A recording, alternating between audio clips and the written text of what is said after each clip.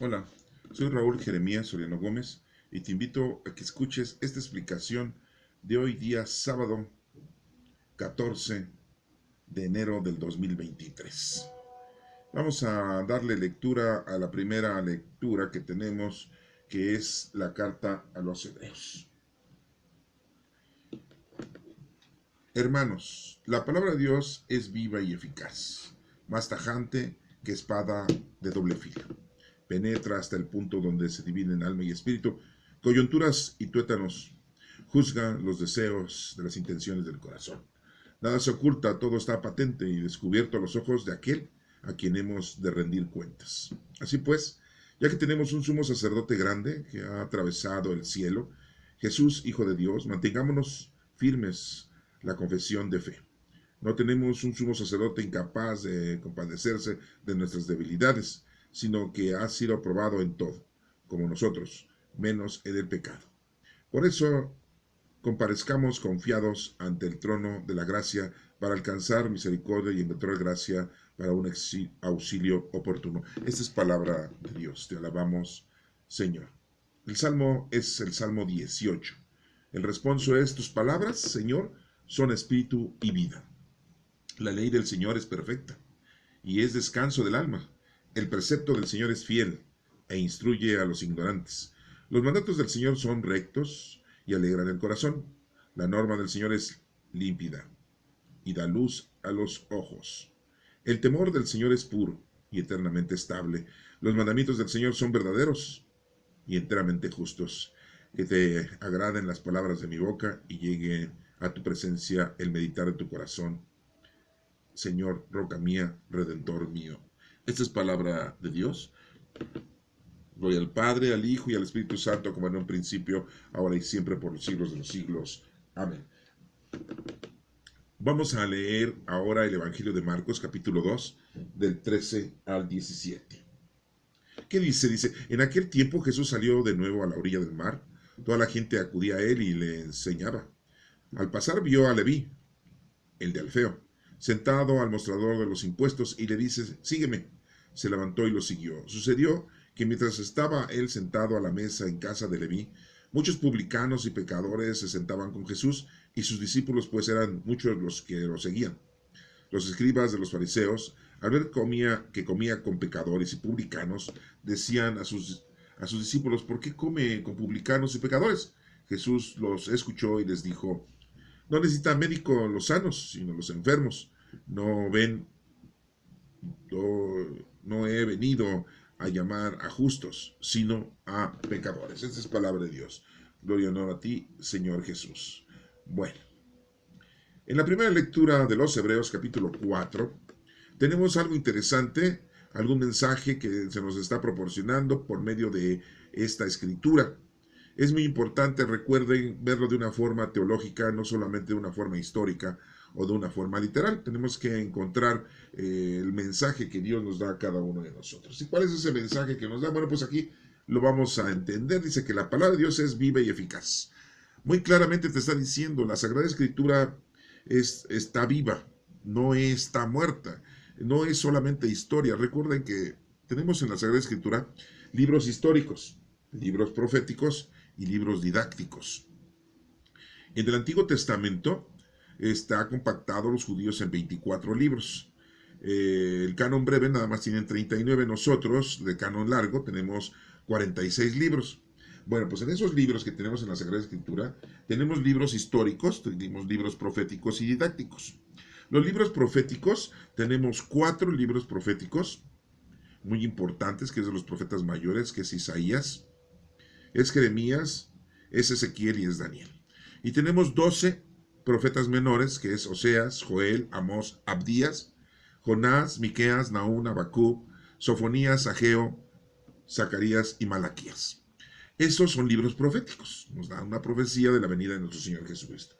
Pero también tenemos libros didácticos. Tenemos 7 libros deuterocanónicos, que así le dicen, que no los acepta el canon breve, y esos pues es los 2 libros de los Macabeos, el libro de la sabiduría, el libro de Baruch, el libro de Tobías, el libro de Yubit y el libro del eclesiástico. Son 7 libros y son libros muy importantes en donde se nos menciona un mensaje muy importante teológico. Pero también tenemos libros históricos de la historia del pueblo de Israel.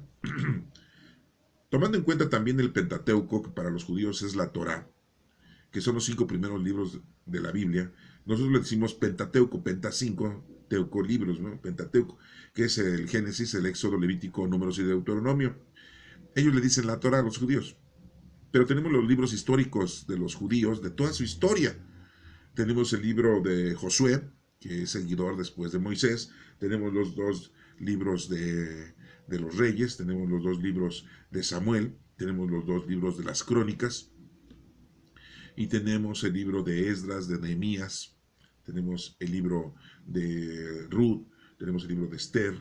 Y bueno, ya no les voy a mencionar todos, ¿no? Pero entonces nos damos cuenta que tenemos libros históricos, libros proféticos y libros didácticos.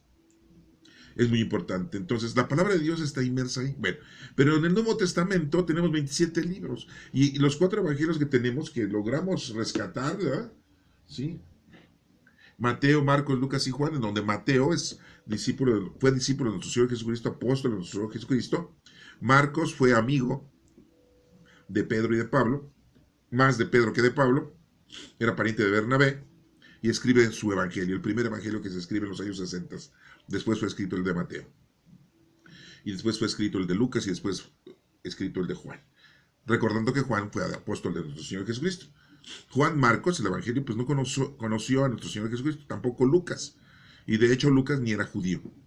Era un médico, se informó, estudió, investigó y tuvo la suerte de contactarse con nuestra Santísima Madre, la Virgen María, para que le informara muchos datos históricos. Y también aparte Lucas escribió los Hechos de los Apóstoles, que son los 5 libros históricos que tenemos. ¿Sí?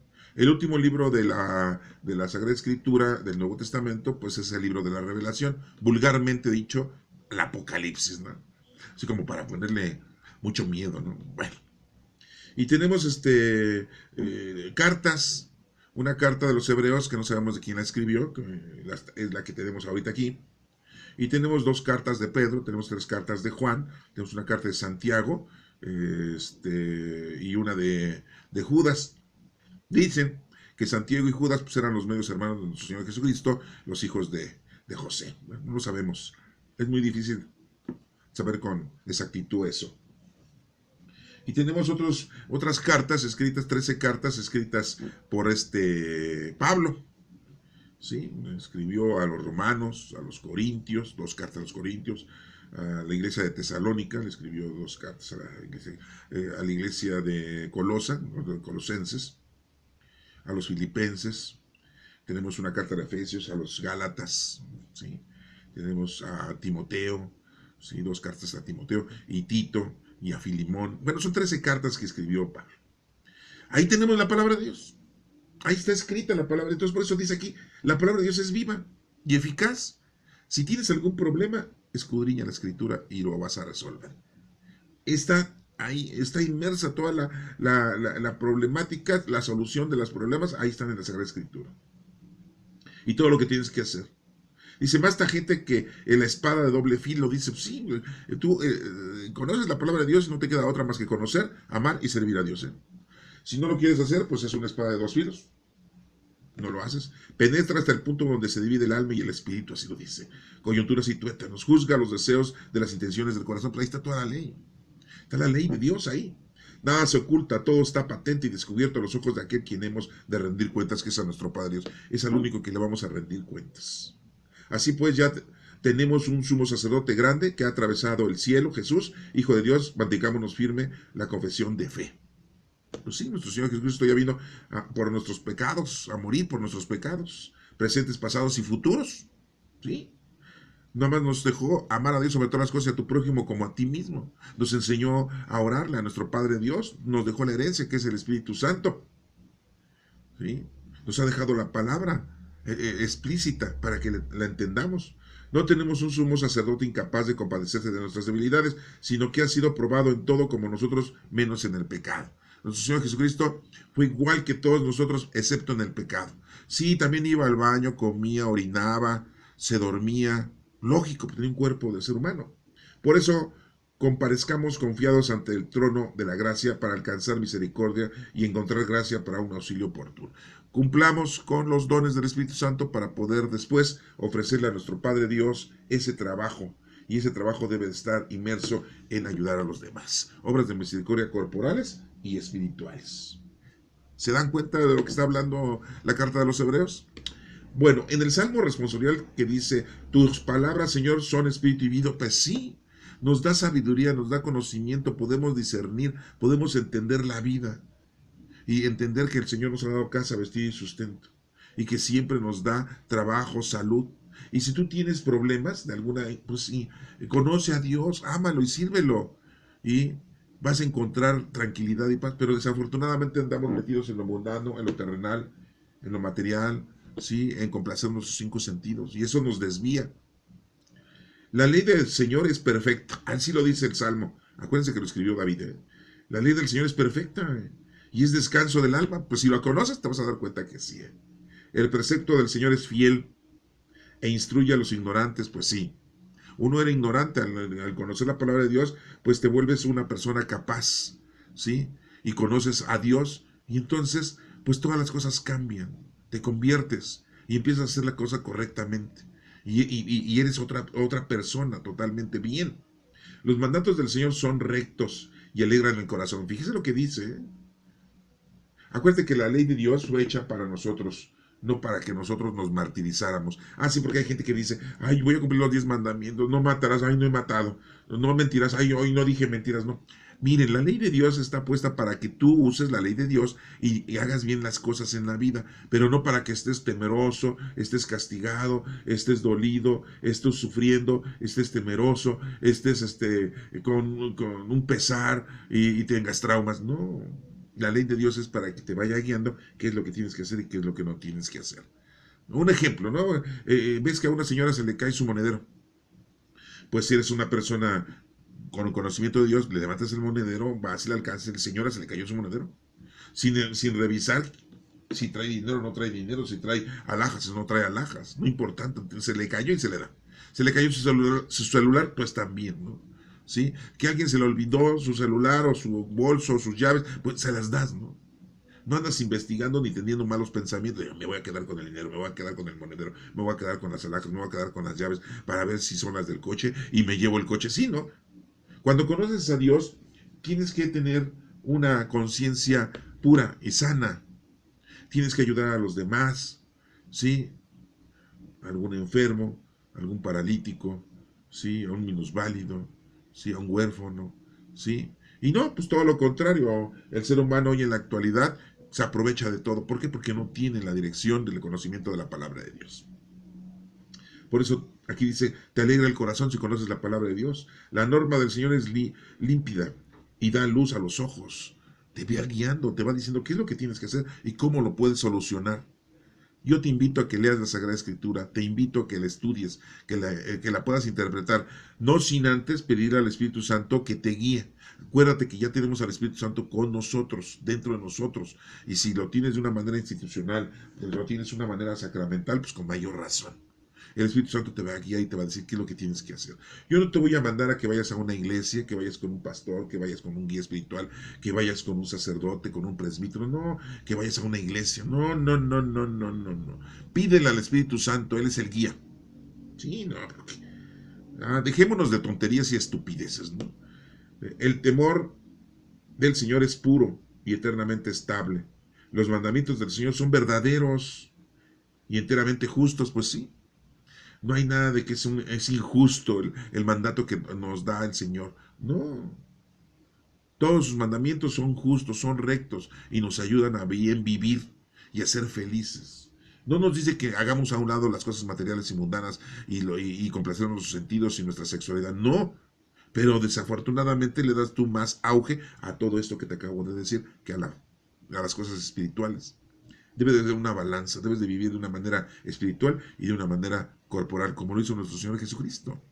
Mucha gente dice, es que Jesucristo no tuvo esposa, no supo lo que es una suegra, no sabe lo que es una mujer, vivir con ella, no tuvo hijos, no sabe lo que es sufrir por los hijos, no tuvo suegra, ¿verdad? no tuvo suegro, no tuvo cuñados, ¿no? ¿Sí?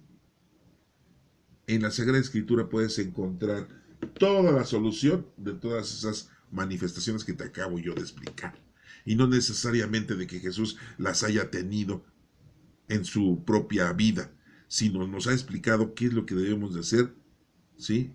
Con la actitud, con la conducta, con la educación, cómo darle solución a todas las situaciones en la familia.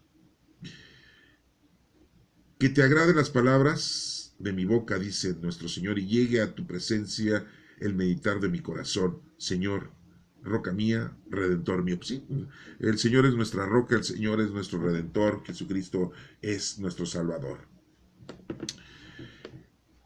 Veamos el Evangelio de Marcos capítulo 2 del 13 al 17. Fíjense lo que dice, que en aquel tiempo Jesús salió de nuevo a la orilla del mar. Acuérdense que andaba en el mar de Galilea, que se llama también mar de Tiberíades, también el mar de Genesaret. Pero acuérdense que es un mar que no es salado. Así le dicen el mar de Galilea, pero es agua dulce. Es como si fuera un lago, pero le dicen mar. Y de ese mar pues sale un río, que es el río Jordán, y que va a desembocar hasta el mar Muerto, que es un mar muy salado, casi 7 veces más salado que uno normal, en donde pues no hay vida de peces, ¿verdad? De animales normales que vemos en cualquier mar, ¿sí? Te metes a ese mar y flotas, no te hundes, la sal te echa para afuera, ¿sí? Dice aquí, toda la gente acudía a él y les enseñaba. ¿Qué les enseñaba? La doctrina, el cumplimiento, el conocimiento a Dios, lo que estamos aprendiendo aquí nosotros, ¿sí? Al pasar, vio a Leví, el de Alfeo, al vulgarmente llamado Mateo, ¿sí? Sentado al mostrador de los impuestos, y le dice, sígueme. Era como un contador de aquel entonces. Le dice, sígueme a Mateo. Su nombre en hebreo era Leví, porque era judío. Se levantó y lo siguió. Y sucedió que mientras estaba él sentado a la mesa en casa de Leví, lo invitó a comer, ¿no? Mateo y Leví lo invitó a comer a Jesucristo, ¿no? Muchos publicanos y pecadores se sentaban con Jesús. Mucha gente, ¿verdad? Que no era judía, mucha gente ajena a los judíos. Y también estaban los discípulos, ¿no? Los 12 discípulos. Y pues era mucha gente que seguía a Jesucristo. Entonces los escribas y los fariseos, o sea, los escribas de los fariseos, los que conocen la ley, la palabra de Dios, esa ley que acabo de mencionarles, que hay libros históricos, proféticos y didácticos, le dice a los discípulos de nuestro Señor Jesucristo, oigan, ¿por qué come con publicanos y pecadores? No debe de hacer eso. Ah, sí, porque los judíos son muy elitistas, son muy discriminativos, más con sus mujeres, ¿verdad? No tienen ni voz ni voto, y más en aquel entonces. Y se les hizo muy extraño que Jesús, siendo judío, se sentara a comer con gente que no era judía. Y con gente pecadora, ¿no? Supuestamente ellos, no, porque sí, veían que todos los demás eran pecadores, pero ellos no. Bueno, a lo mejor algunos trataban de vivir la vida correcta con la ley de Dios, ¿no? Ahí tenemos a Natanael, un personaje muy importante que Jesucristo le dijo, este es un verdadero israelita, ¿verdad? Y que dicen los historiadores, algunos investigadores, que era el discípulo Bartolomé. Pero bueno, que Bartolomé no era nombre, ¿eh? Era un apodo. Era una parte, Bar y Tolomé. ¿Sí? Bueno, eso después se los vamos a platicar a ustedes. Y lo vio ahí sentado cobrando los impuestos, porque se dedicaba a cobrar los impuestos. No lo cobraba directamente los impuestos los romanos a los judíos. Agarraban gente como Mateo, que eran judíos, y les pagaban para que ellos fueran a cobrarle los impuestos a los judíos, porque si no, de lo contrario, pues a lo mejor algún romano iba a ser asesinado, golpeado por algún judío cuando le fuera a cobrar impuestos, ¿no? De eso vivía la sociedad romana, ¿no? De cobrar impuestos y tributos, ¿no? Entonces agarraban a sus propios compatriotas, y muchos compatriotas de Mateo pues lo odiaban. ¿Cómo es posible que tú te pongas a cobrar los impuestos y se lo des el dinero a Roma, ¿no? Pero pues de eso vivía Mateo. Ese era su trabajo, un tipo contador de la actualidad, ¿no? Por decirlo así. Pero le preguntan que por qué nuestro Señor Jesucristo como que con gente pecadora y publicana. Jesús los alcanza a escuchar y dice, no necesitan médicos los sanos, ¿Ustedes están sanos? Pues no necesito ir con ustedes. Escribas, ¿están cumpliendo la ley? ¡Qué bueno! Vengo con estos que no conocen a Dios, que no cumplen con la ley de Dios. Entonces nos damos cuenta que nuestro Señor Jesucristo vino a traer la paz, vino a traer la doctrina, vino a traer ese gran don de ser hijos de Dios, pero nos tenía que enseñar a respetar a Dios, a conocer a Dios, a amar a Dios, y nos vino a enseñar a que debemos de servirle a Dios. ¿Cómo le vamos a servir a Dios? Sirviéndole al prójimo, viviendo en paz, en armonía, en tranquilidad, en sociedad, en amor con los demás, no solamente con nuestra familia. Bueno, hay algunas familias que no viven así, ¿verdad? Hay algunas familias que desafortunadamente pues se separan, se divorcian. Hay algunas familias que no educan bien a los hijos. Hay algunas familias que pues no se llevan muy bien, ¿verdad? Los suegros, los cuñados, los yernos, las nueras, los hermanos, los padres con los hijos con... No, no, es una de situaciones y que manipulan muchas veces, el papá manipula a los hijos, la mamá manipula a las hijas, el abuelo manipula a los nietos, la abuela manipula a las nietas. En la casa, el papá dice, no, no vas, y la mamá, sí, yo te doy permiso. Ah, no, sí. Entonces, hay un problemón increíble, ¿no? Porque entonces, cuando el hijo quiere hacer algo y que la mamá sabe que está incorrecto, se lo pide mejor al papá, ¿va? O al revés, se lo pide mejor a la mamá. Debe de haber armonía, debe de haber unión entre la pareja para poder educar a los hijos. Y no, si mamá dice que no, mi papá dice que sí. Entonces yo le hago caso a mi papá y no a mi mamá. No, así son, ¿no? Es una cosa terrible, ¿no? Es una cosa difícil. Y bueno, pues la palabra del Señor viene a traer tranquilidad, paz, discernimiento, conocimiento, para que puedas hacer las cosas correctamente. Y no para que caigas en distorsiones, y no para que caigas en errores. Eso es importante que lo tengas. Entonces este Evangelio de Marcos nos está invitando a eso, ¿sí? A seguir a Cristo como lo siguió este señor Mateo, que en realidad su nombre era Leví, y a escuchar la palabra de Dios y aprenderla para poder hacer bien las cosas. Y no solamente a la gente buena, ¿verdad? Sino hay que ayudarle a la gente irresponsable, a la gente que está equivocada, a la gente que está mal, a la gente que está desviada. Cuando sabemos que alguien va a abortar, le dicen, oye, ¿por qué vas a abortar? Ay, pues es que no quiero tener un hijo tan joven. ¿Y por qué no te cuidaste? Para no estar embarazada, ¿no? Para no estar embarazado, ¿no? Y quieren matar al bebé, ¿no? Ya una señora que tiene 4 o 5 meses de embarazo, ¿no? Y que dicen, ¿por qué no lo trataste de tener el embarazo la primera semana? ¿Sí? Si sabías que estabas en tiempo de embarazarte, ¿no? Hay muchas cosas, ¿no? ¿Sí? Y bueno, también quiero decirles, bueno, aparte, otro ejemplo, ¿no? Les voy a decir otros ejemplos más para que lo tengan ustedes ahí. Cuando la gente dice, oye, pues no tenemos dinero, pues mira, vamos a extorsionar a la gente, vamos a secuestrar a la gente. Sí, pues para poder salir de pobres, ¿no? O entra a trabajar y te robas lo que puedas en el trabajo, ¿no? En fin, que pues tú tienes cara de buena gente, ¿no? Y te van a contratar, ¿no? Y te robas desde un lápiz, una escoba y un trapeador, hasta un celular y una computadora y el dinero, ¿no? Pues no, estás mal, así no. Ponte a estudiar, si eres joven, si eres adulto, pues trabaja. Trata de no gastar para ahorrar y comprarte lo necesario, ¿sí? Y que todos trabajen, ¿sí? No es denigrante cualquier trabajo. A veces dicen, ay, ¿cómo voy a ponerme a barrer, a lavar la ropa, a lavar los coches? ¿Cómo voy a ponerme a cortar el árbol, a cortar el pasto? ¿Cómo voy a ponerme a limpiar una casa, a pintar una casa? Ay, no, ¿cómo me voy a ver muy mal? O sea, ¿qué te pasa? O sea, es trabajo y puedes ganarte tu dinero. Ah, no, pero tú quieres dinero rápido y fácil, ¿verdad? Y si no eres un mantenido, ¿sí? Esperas que tu papá te compre todo, que tu mamá te dé todo, ¿sí? Y los papás, pues, apapachan al hijo y todo le compran, ¿no?